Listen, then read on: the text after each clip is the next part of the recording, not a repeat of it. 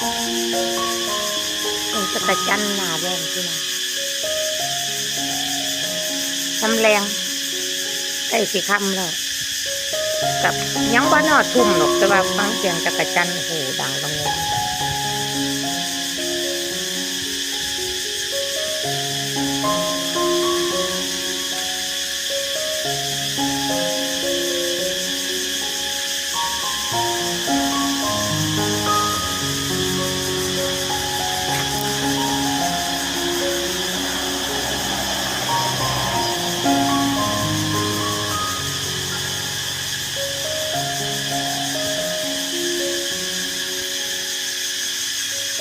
เสียงธรรมชาติ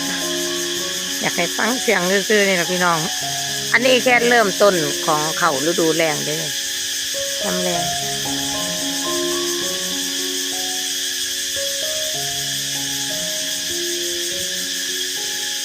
เสียงธรรมชาติจักรจันทร์